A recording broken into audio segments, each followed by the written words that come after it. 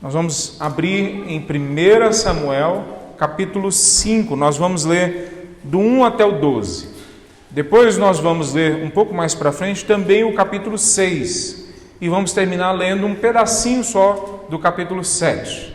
É uma história só, esses dois capítulos e mais alguns versículos, mas nós vamos ler ele por partes. Primeiro vamos ler o primeiro capítulo, que é o capítulo 5 de 1 Samuel. Depois leremos o capítulo 6 e depois um pouquinho do capítulo 7. Então, 1 Samuel 5, do versículo 1 até o versículo 12, diz assim a palavra de Deus. Depois que tomaram a arca de Deus, os filisteus a levaram do campo de batalha em Ebenezer para a cidade de Asdod. Levaram a arca de Deus para o templo de Dagon e a colocaram ao lado de uma estátua de Dagon.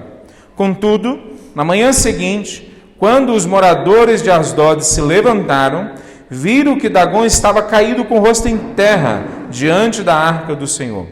Então levantaram Dagon e o puseram de volta em seu lugar. Na manhã do outro dia, porém, viram que tinha acontecido a mesma coisa. Dagon estava caído novamente com o rosto em terra diante da arca do Senhor. Dessa vez a cabeça e as mãos de Dagon tinham se quebrado. Estavam junto à porta de entrada. Somente o corpo permaneceu intacto. Por isso, até hoje, os sacerdotes de Dagon e aqueles que entram no seu templo em Asdod não pisam na soleira da porta. Então a mão do Senhor pesou sobre os moradores de Asdod e os povoados vizinhos os feriu com uma praga de tumores. Quando o povo de Asdod viu o que estava acontecendo, exclamou: não podemos mais ficar com a arca do Deus de Israel. A mão dele pesou sobre nós e sobre Dagon, nosso Deus. Então reuniram os governantes das cidades dos filisteus e lhes perguntaram: o que devemos fazer com a arca do Deus de Israel? Os governantes responderam: levem a arca para a cidade de Gate. Então eles levaram a arca do Deus de Israel para Gate. Mas quando a arca chegou a Gate, a mão do Senhor pesou sobre a cidade, ferindo com uma praga de tumores os homens de lá, tanto os jovens como os velhos, e houve grande pânico. Por isso enviaram a arca de Deus para a cidade de Ecrom. Mas quando os habitantes dali viram que ela entrava na cidade, exclamaram: por que estão trazendo a arca do Deus de Israel para cá? Querem matar todo o nosso povo? Reuniram mais uma vez os governantes dos filisteus e suplicaram: mandem a arca do Deus de Israel de volta para sua própria terra, para que não mate todo o nosso povo, pois a mão de Deus já pesava sobre a cidade, e um pavor mortal se espalhava sobre todo o lugar. Os que não morreram foram afligidos com tumores, e o clamor da cidade subiu até o céu. Vamos orar? Senhor Deus, esses homens e mulheres que eram teus inimigos, clamaram a Ti e o Senhor ouviu o clamor deles. E nós clamamos agora que o Senhor venha ouvir o nosso clamor. Nós precisamos de Ti, ó Pai. Nos ajuda a entender como honrar o Seu nome, como sermos fiéis a Ti. Que a Tua palavra possa agora fazer, ó Deus, uma mudança nos nossos processos mentais e emocionais. Muda a nossa vida. Em nome de Jesus. Amém. Poder sentar. Por causa da sua honra, pela sua honra, Deus muda e reconstrói a nossa história de vida, a nossa vida. A gente vai conversar sobre isso hoje. Então, não sei se vocês se lembram o que acontece antes. Se você veio semana passada, talvez você se lembre de parte, ou nas últimas semanas. O povo de Israel é um povo que teatraliza a fé. Eles imitam a fé, mas eles de fato não vivem a fé. Eles não honram o nome de Deus verdadeiramente.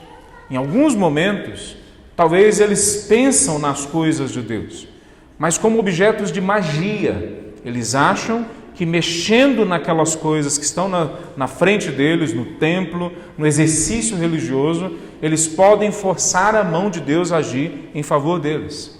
Não é muito diferente da gente quando nós carregamos amuletos, quando nós abrimos a Bíblia no Salmo 23 ou 91 e colocamos em cima de alguma coisa, achando que a Bíblia estando aberta vai trazer proteção para nós, como se o nosso Deus fosse suficientemente fraco para se render às nossas práticas religiosas, como se o nosso Deus fosse tão fraquinho que ele fosse domesticável através das coisas que nós fazemos.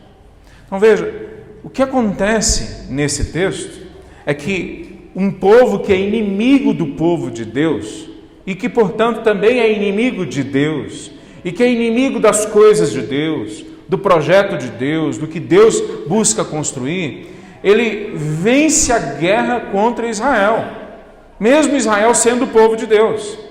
E eles acham que com isso eles venceram o Deus de Israel. Nós vimos isso semana passada. Vencer a Israel, ou vencer a qualquer povo, significava na mente dessas pessoas de antigamente, que eles haviam vencido o Deus daquele povo. Também não é muito diferente da gente hoje. A gente acha que nós somos muito sofisticados. Talvez nós só mudamos o nome do nosso Deus. Quando um país vence outro em guerra, seja qual for a guerra comercial ou a guerra de fato de armas nas ruas, o que nós acreditamos no final das contas é que a nossa capacidade, a nossa sofisticação tecnológica, a nossa inteligência militar é que nos deu a vitória. É mais ou menos a mesma coisa que eles acreditavam. Só que eles davam um nome para capacidade, inteligência militar, sofisticação, eles davam um nome para um Deus. O Deus deles era Dagon. Para todos os filisteus, o que tinha acontecido é que Dagon tinha vencido o Deus de Israel, o Deus Jeová, Elohim. Nós vimos alguns nomes ali na música que cantamos antes. E quando eles levam a arca de Deus, que não é a pessoa de Deus, que não é uma imagem de Deus, é só um símbolo da presença de Deus naquele momento da história. Quando eles levam a arca de Deus para dentro do templo deles, só o símbolo da presença de Deus derruba toda a religião deles, faz com que o Deus deles caia no chão. O que acontece quando nós, ou quando as pessoas que conhecem a Deus, que vivem já, supostamente, pelo menos, uma vida verdadeira de caminhada com Deus. O que acontece quando essas pessoas não honram o nome de Deus? O que acontece quando nós dizemos seguir a Cristo Jesus, mas nós não honramos o projeto de Deus, os planos de Deus, os sonhos de Deus para nós, para a nossa família, para a igreja onde nós fazemos parte, para a história em que nós estamos envolvidos? O que acontece quando nós desonramos a Deus através das nossas vidas? Algumas coisas acontecem. A nossa vida sai dos trilhos. A nossa vida entra num processo de fracasso, mesmo que externamente possa parecer ter sucesso. Fracassamos emocionalmente, relacionalmente, fracassamos conceitualmente. O mundo é encolhido e diminuído para caber dentro de uma realidade muito menor do que ele poderia. Mas uma coisa não acontece, e nós muitas vezes nos enganamos sobre isso. Deus não é desonrado continuamente, porque nós o desonramos. Por causa de sua honra, mesmo quando nós vamos contrário àquilo que Ele quer e desonramos Ele lá fora, Ele reconstrói a história para que o nome dEle seja honrado. Mesmo quando nós fracassamos e na nossa história nós produzimos derrota, porque nós não honramos o nome dEle, Ele, apesar da gente, apesar do nosso fracasso, Ele reconstrói a história e honra o seu nome. No capítulo 4, o povo deveria ter honrado a Deus, e eles fracassam nisso. No capítulo 5, o povo que está completamente derrotado, agora vê de fora, não participando, Deus honrar o seu próprio nome. Então, sobre o que nós vamos falar nesse texto? Eu queria resumir dessa forma esse texto que nós lemos, e no capítulo 6, na sequência, o que ele fala para nós. Mesmo quando nós não honramos o nome de Deus, Ele continua a honrar o seu nome, apesar da gente, cumprindo as suas promessas, restaurando as coisas ao seu devido lugar, levando as coisas para aquele local e aquela maneira que Ele planejou para nós. Eu queria conversar sobre isso com vocês, que mesmo quando nós não honramos a Deus, Ele, apesar de nós, honra o seu nome, nos usando ou apesar da gente usando outros, mas Ele honra o seu nome. E quando assim Ele faz, Ele reconstrói a história, colocando a história de volta no seu eixo, no caminho que deveria estar trilhando. Eu queria falar 4 princípios sobre essa afirmação. Primeiro princípio, que Deus recebe mesmo o pior pecador entre nós. Deus recebe mesmo aqueles que se declaram, se manifestam, se comportam como seus inimigos, se tão somente essa pessoa voltar atrás e clamar por perdão. Deus recebe o pior de nós, se tão somente nós voltarmos atrás e clamarmos: Senhor, nos perdoa. Veja, o que nós lemos no capítulo 5 é que Deus claramente, Ele vence, Ele derruba a religiosidade. Então, naquele contexto fica claro, Ele derruba o poder militar, Ele derruba a força, Ele derruba a capacidade daquele povo. Ele não precisa do povo de Israel para derrubar um poder de um povo inteiro. Ele não precisa disso. Deus já havia feito isso na história. Inclusive os filisteus tinham ouvido falar dessa história. Lá no Egito, o maior império da história até então, um terrível exército, foi derrubado somente pela força de Deus. Deus não usou o exército humano. Deus não usou capacidade sofisticada de qualquer tipo de coisa que os judeus poderiam preparar. Ele sozinho derruba os 10 deuses. Através das 10 pragas, ele derruba os 10 deuses do povo lá do Egito. Então agora, nesse novo texto que nós vemos a arca de Deus, que simboliza a presença de Deus, sendo levada para o templo dele, do Deus deles, que é o Deus Dagon, e quando no outro dia eles voltam, o Deus Dagon, a imagem dele, está caída no chão. Nós sabemos, não só no Antigo, mas no Novo Testamento, que os deuses de outras nações não são deuses nada. São construções da mente das pessoas. São construções porque o homem sempre tem que se colocar como algo fora de si que pode então interferir na sua vida e produzir algum bem. E no final das contas, esses ídolos, no final das contas, somos na verdade nós mesmos. Nós criamos ídolos para refletir a nossa imagem. Absolutamente contrário do que Deus faz. Deus criou a gente para refletir quem Ele é. Os homens criam ídolos para refletir quem eles são. São muito menores do que os homens. Bom, no segundo dia, quando eles voltam até aquele local, o ídolo Dagon está agora não só caído no chão, mas ele está sem os braços e sem a cabeça. E o que ele está mostrando com isso é muito claro. Esse Deus Dagon não tem força, ele não tem capacidade para lutar contra o Deus Israel. E ele não tem inteligência para lutar contra o Deus de Israel. Não tem nada a ver com o povo de Israel. O povo de Israel é fraco. O povo de Israel não é capaz, exatamente igual a gente hoje. Então não acho que nós somos muito diferentes deles. Mas o Deus do povo de Israel sozinho vence aquele Deus. Em 1 Coríntios capítulo 11, no Novo Testamento, Paulo fala algo muito sério e que todos nós deveríamos prestar atenção. Todos os deuses, todos os ídolos, nada são. 1 Coríntios 10, não 11. Nada são. Eles não têm nada de poder, de força. Mas há algo operando atrás de toda imagem. Há algo operando atrás de todo ídolo. Há algo agindo e instrumentalizando tudo o que acontece através de um processo de idolatria. E Paulo fala em 1 Coríntios 10, no versículo 20: estou dizendo que esses sacrifícios são oferecidos a demônios, não a Deus. Eles são oferecidos, ao oferecer a ídolos, não a simplesmente imagens que não são nada. Eles são oferecidos a demônios. O que Deus está dizendo, o que Paulo está dizendo no Novo Testamento, é que todos os ídolos e todas as imagens não são nada, mas por trás deles há demônios agindo.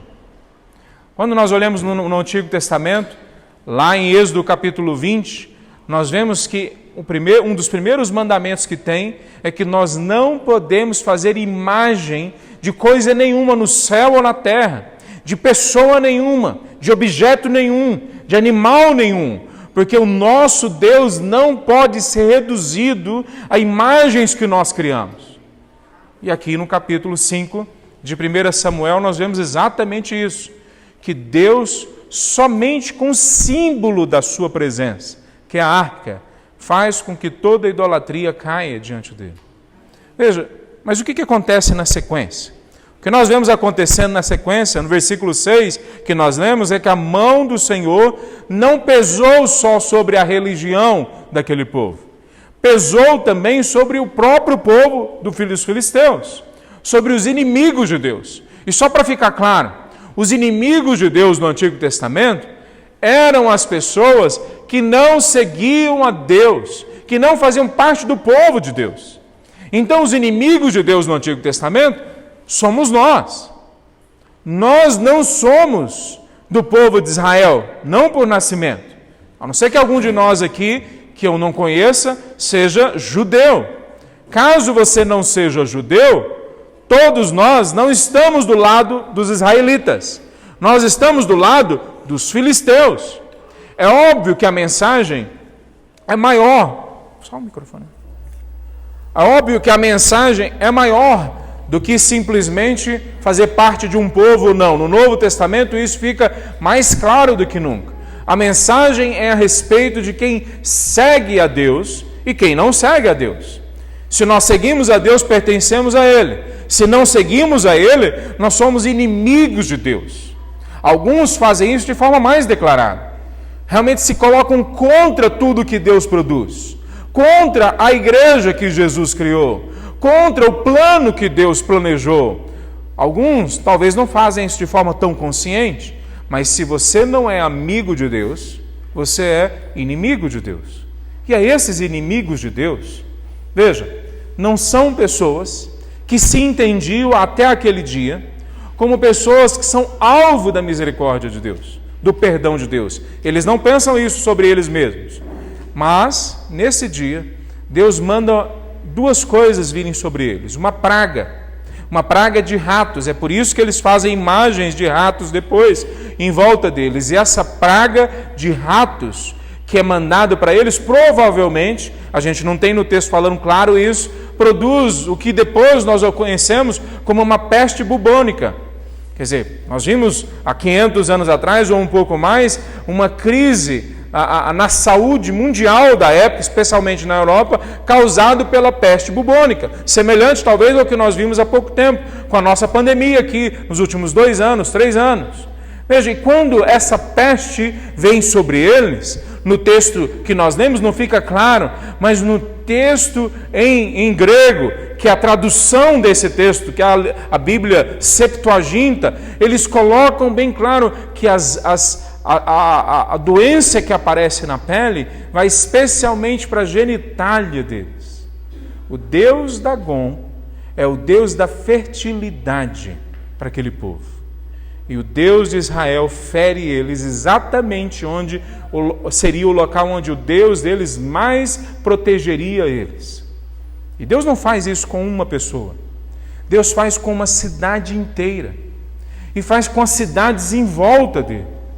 E depois, quando eles mudam de cidade, leva para outra cidade, a cidade de Gate, ele faz de novo com aquela cidade. E no texto em hebraico, que é a língua original que é escrito, a sugestão é que não é só a cidade de Gate, são todas as cidades no caminho e ao redor de Gate. E aí eles falam, vamos levar então para uma terceira cidade. E o problema é tão sério que eles juntam os 5 maiores líderes daquele povo. E eles se desesperam, porque nada há que possa ser feito contra o Deus de Israel. E depois de 7 meses, como lemos no versículo 1 do capítulo 6, eles 7 meses enfrentam aquela luta, e eles falam, temos que parar com isso, e mandar de volta essa arca, que simboliza a presença do Deus de Israel, porque nós não podemos lutar contra ele sozinho. Não precisa nem do povo de Israel. Só o Deus deles já acabou com a gente. E quando eles fazem isso, nós não temos tudo o que eles falam. não traz para nós no texto todo o conteúdo da conversa deles com Deus. Mas nós temos a conclusão. No versículo 12 é dito para nós: os que não morreram foram afligidos com tumores. Olha a sequência. O clamor da cidade subiu até o céu. Eles se arrependem. E eles oram a Deus. E eles clamam a Deus por misericórdia. O clamor da cidade sobe até Deus.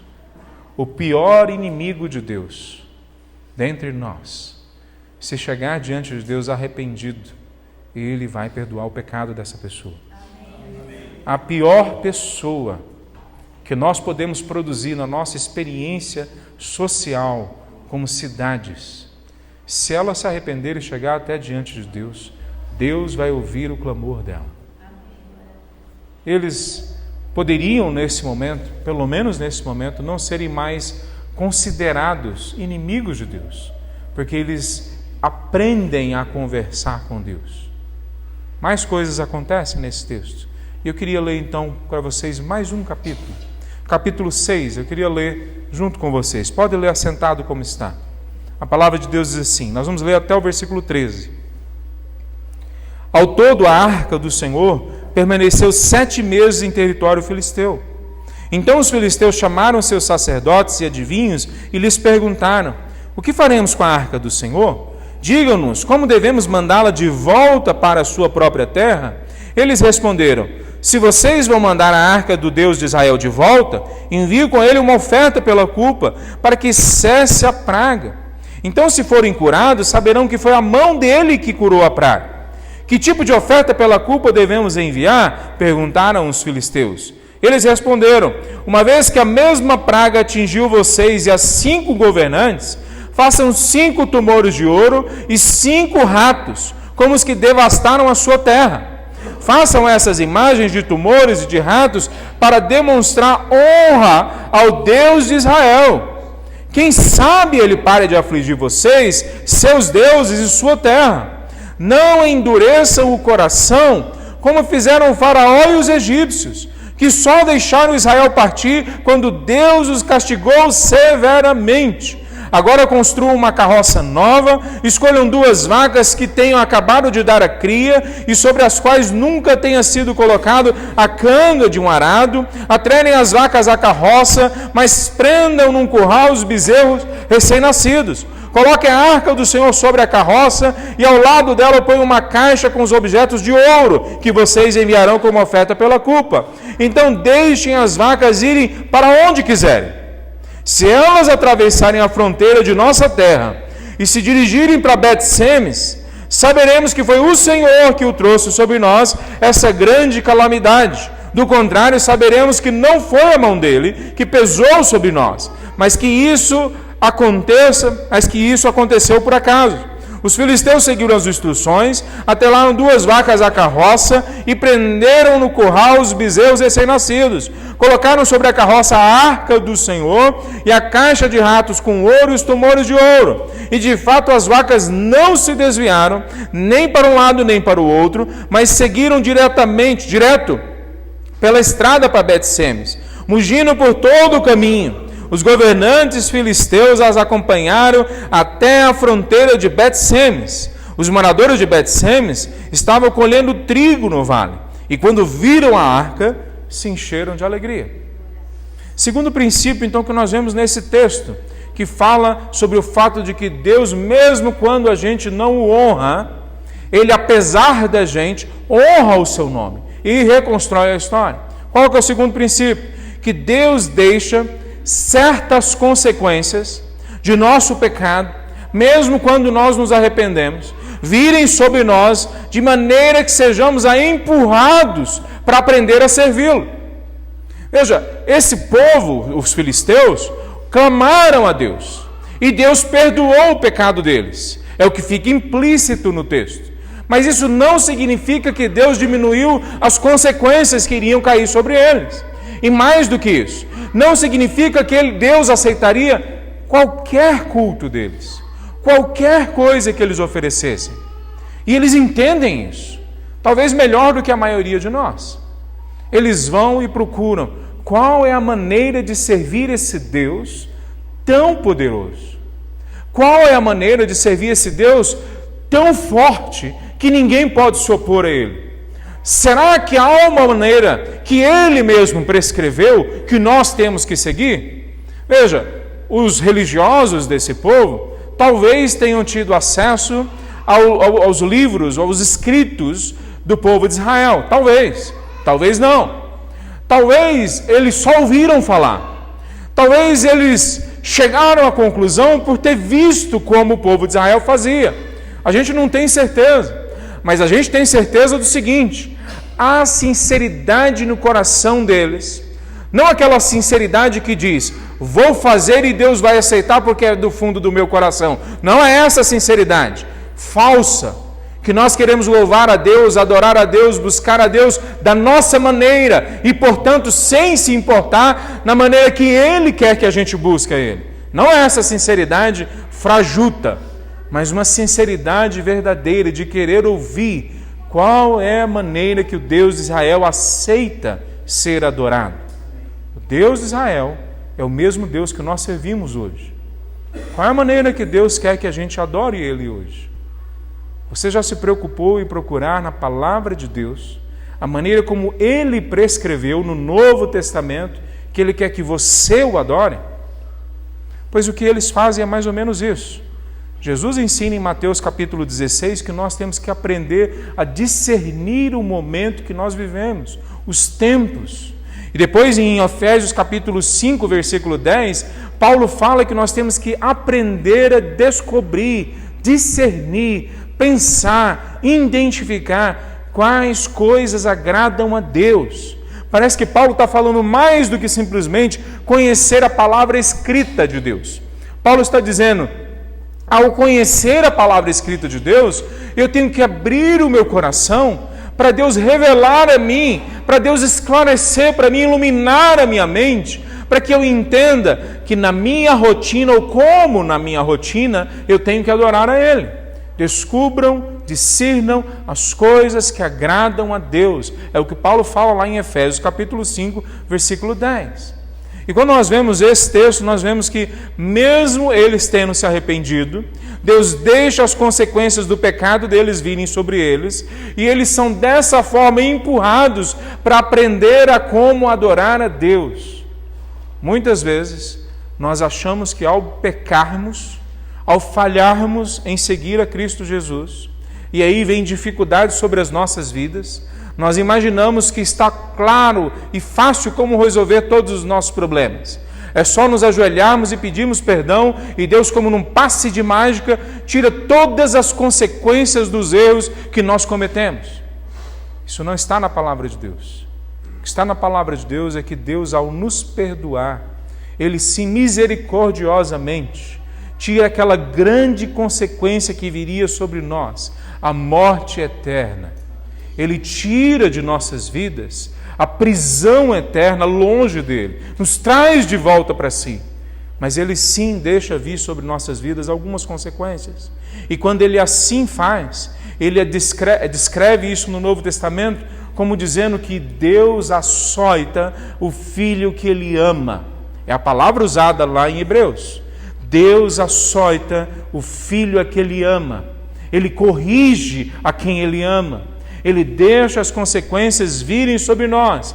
Graciosamente, nós sabemos que não são todas, principalmente a consequência da morte eterna, mas Ele deixa muitas vezes que a noite escura da alma, como foi dita no passado por vários homens que estudaram sobre espiritualidade, que Deus deixa a gente passar por desertos, Deus deixa a gente passar por dificuldades, que muitas vezes fomos nós mesmos que causamos, para que dessa forma o nosso coração deseje a presença dEle, o livramento, para que dessa forma a nossa mente seja destruída de sofismas, de imagens erradas de como resolver o nosso drama. Como é que nós resolvemos o nosso drama? Não é pela psicologia, não é por conselhos humanos, não é por nenhum outro processo. Embora conselhos, amigos, psicólogos possam nos ajudar, o fato é que Deus nos cuida, conserta a nossa vida, restaura a nossa caminhada quando nós nos aproximamos dele, no meio dos louvores Deus habita. E é no meio dos louvores que ele cura a nossa alma, a nossa vida. Então veja, Deus deixa certas consequências virem sobre as nossas vidas, para que, mesmo se for necessário, a dor nos trazer para ele de volta, que isso então se torne uma realidade. Quantos de nós, se não todos nós, já não passamos por isso? De vermos a dor, o sofrimento, a angústia chegar dentro das nossas casas, das nossas famílias, a ponto de muitas vezes a gente se sentir quase desesperado, para que dessa forma o nosso coração deseje que ele invada a nossa realidade e ensine a gente a perceber o que vem dele, o que não vem dele, o que ele quer e o que ele não quer com a gente. Veja que nesse momento que esse povo está sendo tratado duramente por Deus, há algo que diz no texto que deveria nos humilhar. Eles olham para a história de talvez mais de um século para trás, numa época que não tinha faculdades, não tinha televisão, internet, era boa parte das informações passada de forma só boca a boca, e eles olham para essa história e falam: o povo do Egito teve que sofrer severamente para perceber que Deus já não estava com eles, e mais, de que Deus estava contra eles. Nós só tivemos 3 pragas, nós só tivemos 3 coisas aconteceram: o nosso Deus caiu, tumores surgiram na nossa pele, ratos invadiram as nossas cidades. Só 3 coisas, não chegou ainda a tão severo como os egípcios. Vamos parar agora, para antes que seja duro demais, para antes que a dor se torne insuportável demais. Eles conseguem parar antes. Pela misericórdia de Deus, esses filisteus param antes do que o povo do Egito. E o povo do Egito teve que ver todos os filhos primeiros, todos os primogênitos morrerem, até perceberem que não poderiam lutar contra Deus. Quantas vezes nós somos mais duros de coração do que o povo filisteu e demoramos demais a parar, quando a gente já poderia ter parado antes e esperado a misericórdia dele vir e nos restaurar.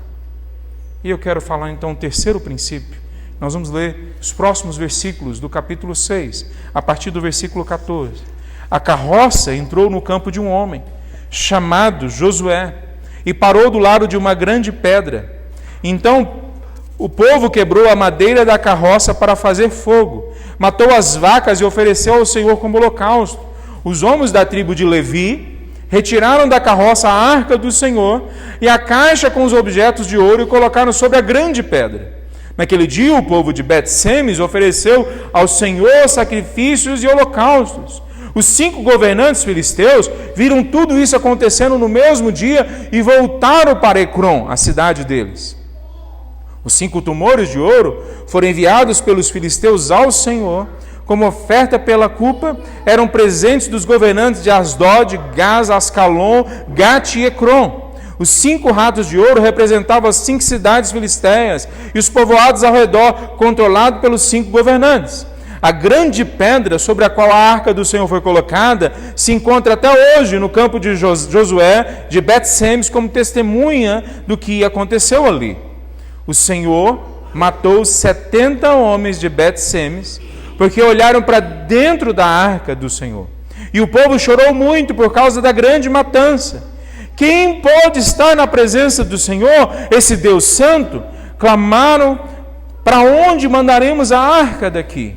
Então enviaram mensageiros ao povo de Kiriat Jearim e disseram: os filisteus devolveram a arca do Senhor, venham buscá-la.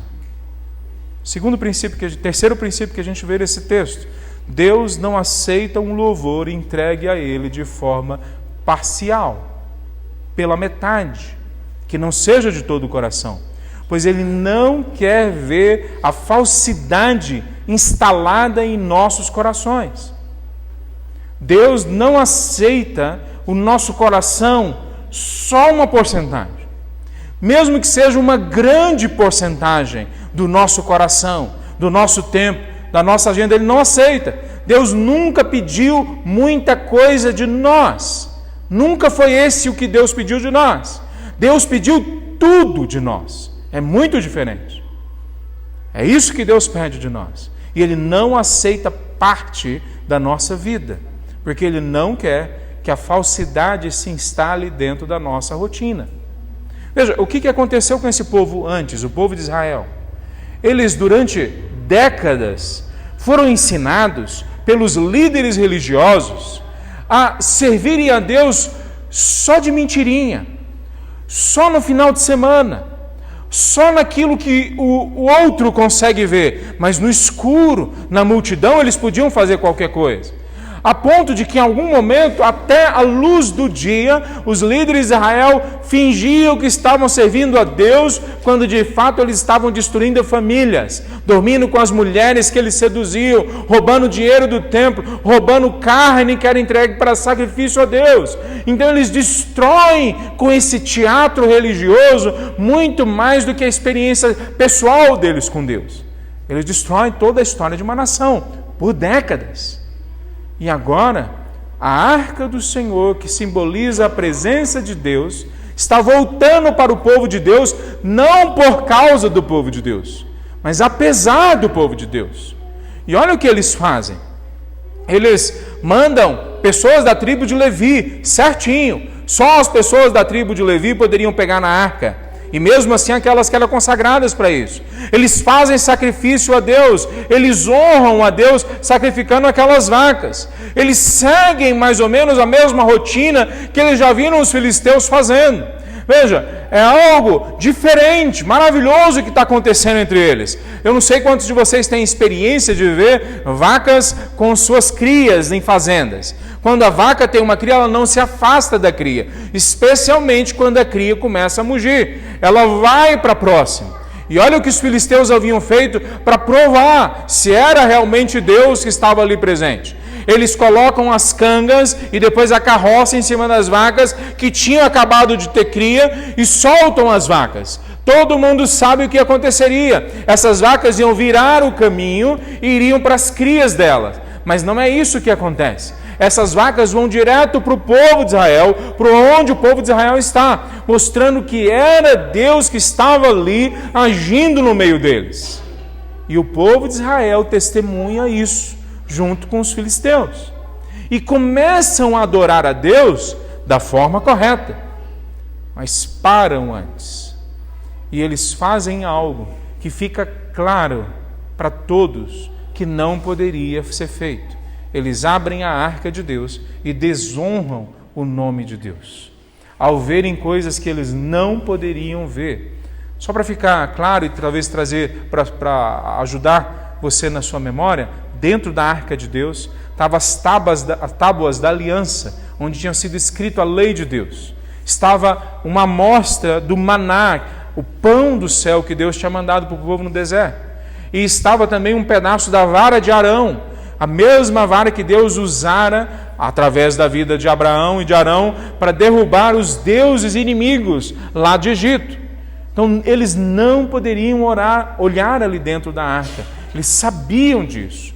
Mesmo o povo filisteu não abriu a arca, porque eles provavelmente também sabiam que não poderiam abrir aquela arca. Eu não sei quantos de vocês gostam de Indiana Jones. O primeiro filme do Indiana Jones, Em Busca da Arca Perdida. Em algum momento do filme, eu vou dar um spoiler, mas é um spoiler bem tardio, né? O filme é bem antigo, né? A hora que eles foram abrir a arca, Indiana Jones preso, lembra de alguma coisa. Ele não fala, mas ele lembra de alguma coisa e fala para sua companheira de viagem: fecha os olhos, não olhe o que vai acontecer. E aí quando aquelas pessoas que são alemães, nazistas, abrem a arca, ali no filme, todos morrem pelo que está dentro da arca, pelo que vem dentro da arca, menos Indiana Jones e a namorada dele. A gente dá risada com o filme, a gente acha interessante, e a gente fica feliz que o herói venceu mais uma vez. Não é isso que acontece aqui. Ninguém se alegra, nenhum herói vence a batalha, ninguém fica feliz. A história de verdade é que quando nós desonramos a Deus, Não importa quantas coisas antes nós fizemos de bom, não importa quão bonzinho eu fui, não importa se eu sou um cidadão do bem, não importa se eu fiz parte corretamente, mas eu não servi a Deus de todo o meu coração. E um dos motivos que Deus não deixa a gente adorar Ele só em parte, é que Ele não quer que crie uma lógica dentro dos nossos corações, que o mundo lá fora aceita, que a nossa família muitas vezes aceita, que os nossos amigos recebem sem problema na maior parte das vezes. Qual que é a lógica? A lógica da falsidade, das duas caras, de que nós podemos alimentar as nossas incoerências e mesmo assim seguir com a nossa vida. Deus não deixa nós caminharmos desse jeito, porque Ele quer que nós sejamos pessoas inteiras. Ele quer que nós sejamos inteiramente curados e sarados. Então Ele não vai permitir que nós cheguemos até Ele, até a presença dEle, falhando em perceber os buracos, os espaços vazios, os espaços escuros dentro da nossa vida.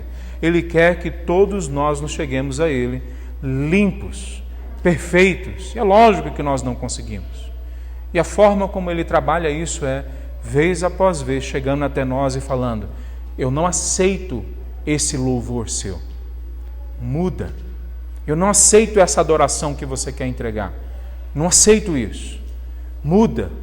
E a gente é questionado por Deus, pela palavra de Deus, pela pregação, pelas músicas que nós cantamos.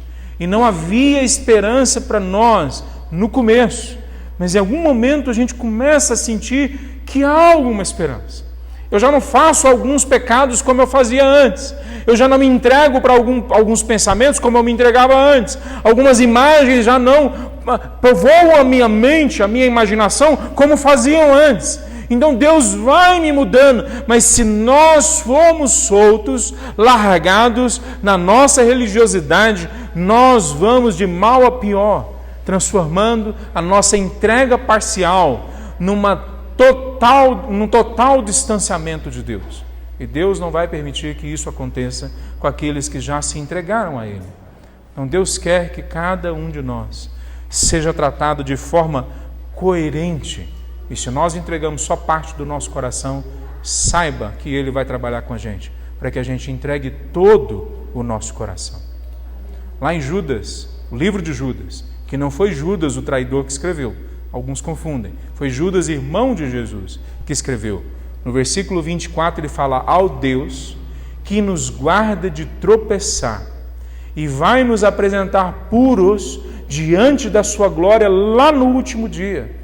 Então nós não contamos com a gente mesmo, com a nossa força, nós contamos com Ele, que nos guarda, que não permite que o mal maior venha se instalar em nossos corações, desde que a gente entregue as nossas vidas a Ele.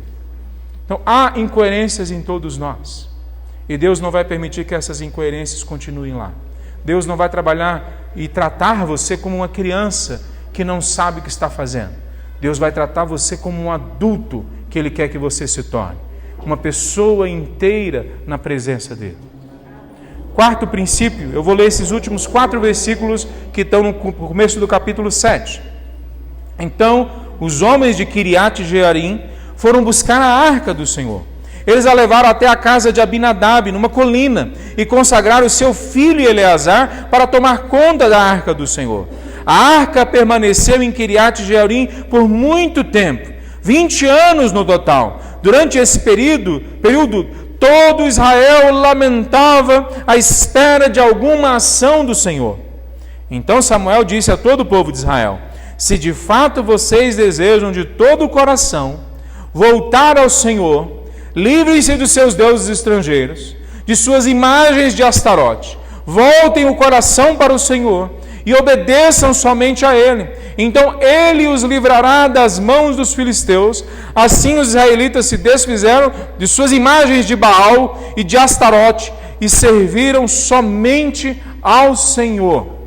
Quarto princípio, então, que a gente vê nesse texto: pela sua honra, Deus reconstrói a vida daqueles que se dedicam a esperar pacientemente diante de sua presença. Veja, o povo de Israel teve acesso à presença de Deus, à palavra de Deus, à demonstração de que Deus está cuidando deles por séculos. Mas agora eles são afastados por 20 anos dessa manifestação da presença de Deus. Mas eles já foram ensinados que não vale a pena ficar longe de Deus. Pelo menos alguns deles entenderam isso, e pelo texto, pelas entrelinhas, nós vemos que a família de Abinadab, principalmente, esse local onde a arca foi colocada, aprendeu isso. E eles esperam pacientemente 20 anos, sem Deus intervir, sem Deus falar, sem Deus fazer milagres, sem Deus agir entre eles. Eles esperam. E pela sua honra, Deus reconstrói a vida desses homens. Nós não temos cronologicamente tudo o que aconteceu aqui com tanta clareza, mas no capítulo 2 e no capítulo 3 do livro de 1 Samuel, um jovenzinho está sendo ensinado a ouvir a voz de Deus, a discernir o que Deus fala. O nome desse jovem é Samuel. E ao que tudo indica, esses 20 anos que a arca fica aqui, são os 20 anos que Samuel está maturando a sua vida, a sua caminhada com Deus. Que o povo de Israel está aprendendo a ouvir a voz de Deus através da vida e da instrumentalidade de Samuel. Em algum momento esse Samuel, agora um homem, não mais um menino, vem até eles e falam: pois bem, vocês estão esperando que Deus venha agir?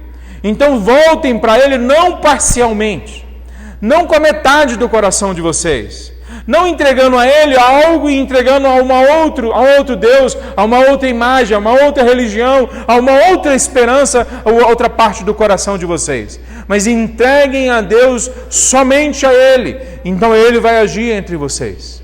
Então o que nós vemos nesse texto? Que esses 20 anos se tornam 70 anos. Nós sabemos que a arca do Senhor vai ser tirada daqui 50 anos ainda depois desses 20 anos. 70 anos então depois desse dia, porque ela é tirada por Davi lá na frente. Então por 50 anos Deus fala com a família de Abinadab, com o povo que está em volta de Abinadab, abençoa, é de se supor que eles estão sendo então abençoados. E quem é Abinadab?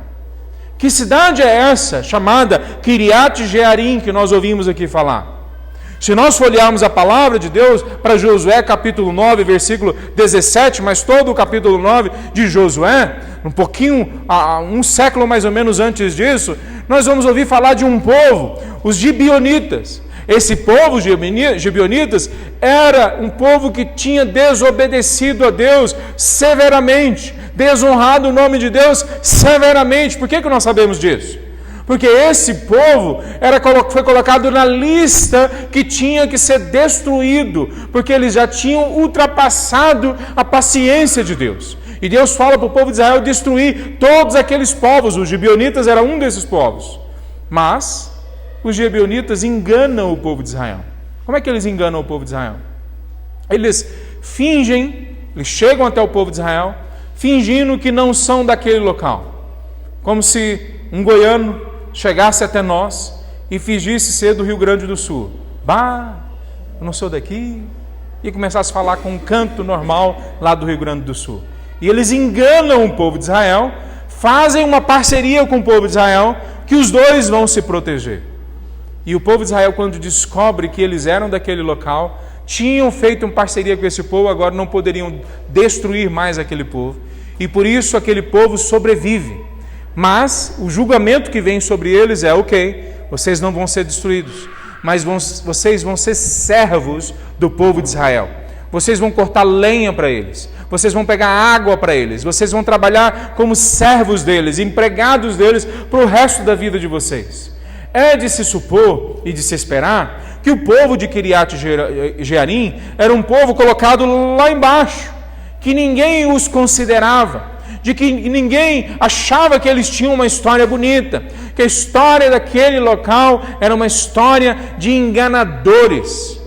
Mas agora, por 70 anos, é construída uma nova história no meio daquele povo. Quantos de nós não temos coisas bonitas para contar do nosso passado? Quantos de nós temos muito mais feiura para se dizer do que de belezas que tem na nossa vida? Muitos de nós podemos falar coisas bonitas quando nós falamos na frente dos outros, mas será que se colocássemos uma televisão, pegando sinais direto das nossas memórias, mostramos o que nós pensamos no último mês, do que nós realizamos na nossa mente no último ano, do que nós sonhamos nos últimos 10 anos, será que nós teríamos coragem de mostrar para todo mundo, na televisão, o que passou na nossa história?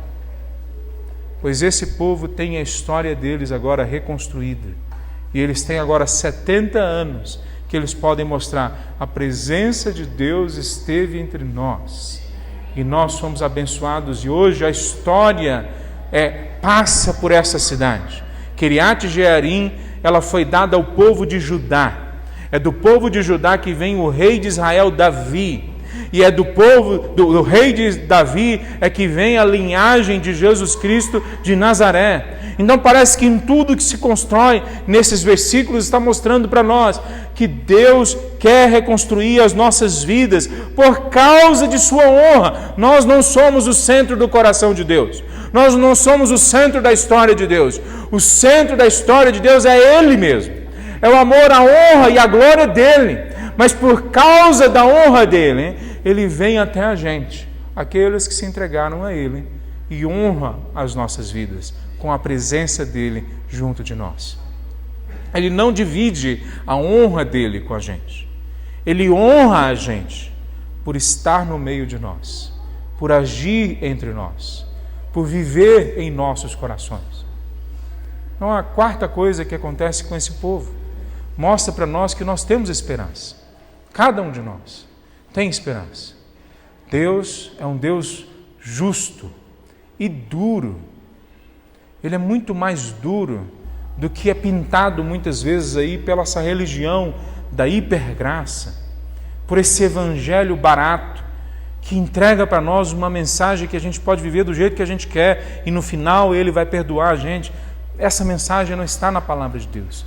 Ele vai perdoar aqueles que clamarem a Ele de todo o coração e mudarem as suas vidas para entrarem no caminho que Ele quer para essas vidas. Mas ao mesmo tempo, quando nós entregamos a Ele, as incoerências continuam habitando a gente, a nossa mente, a nossa história.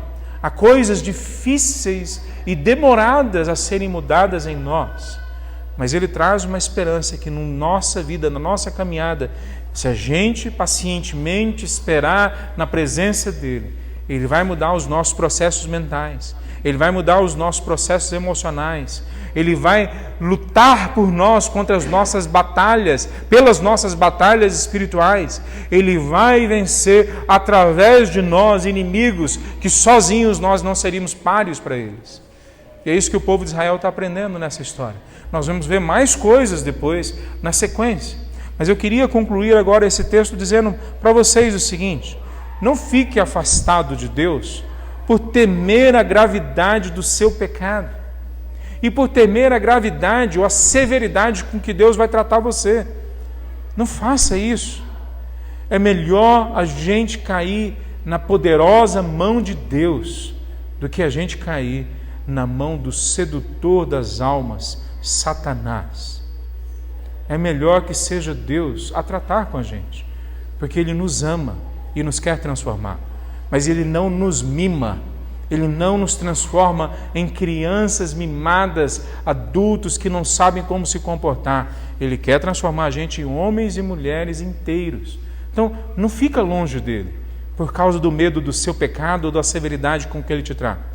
Segunda coisa, não tenha receio de que a severidade de Deus vai durar tanto, ou vai ser tão intensa, que isso vai ser tudo que você vai ter para contar. Isso não é verdade. O que Deus vai aplicar na sua vida são rios de graça descendo sobre você, que você vai ter muito mais coisas bonitas para falar da caminhada com Ele do que o deserto que Ele te fez passar. Ele vai colocar na sua vida muito mais beleza do que o que você poderia encontrar fugindo da presença dEle. Ele vai colocar em você muito mais significados do que você poderia encontrar buscando sozinho lá fora, longe do povo dEle, da palavra dEle, das coisas dEle, do reino dEle. Ele vai colocar em você significados eternos, esperanças eternas, proteção acima de todo mal. Ele vai colocar em você a esperança de que, mesmo que dure 20 anos, mesmo que por 70 anos a gente tenha que caminhar com dificuldade, com dureza, nós temos a esperança da vida eterna. E Ele habitar em nossos corações é o que nos traz essa esperança.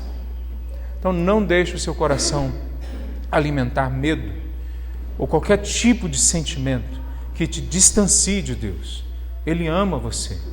E porque Ele te ama, Ele não vai deixar você se entregar a uma vida fracassada pela metade, a uma vida que não é inteira. Ele quer para você uma vida inteira em Cristo Jesus. Vamos ficar em pé, meus irmãos. Nós vamos, no mês que vem, ter um batismo de algumas pessoas que já entregaram as suas vidas a Cristo Jesus. Se Deus colocou no seu coração também a entrega a Ele, se entregar para Ele, para que Ele seja o único, suficiente Senhor e Salvador, vem procurar a gente, venha conversar com a gente. Não sei se esse batismo vai ser para você, mas é certamente a mensagem de Deus para todos nós, que precisamos nos comprometer com Ele. E a forma como o Novo Testamento estabelece isso, é dentre elas que a gente declare abertamente para as pessoas, através do batismo, que nós pertencemos a Ele.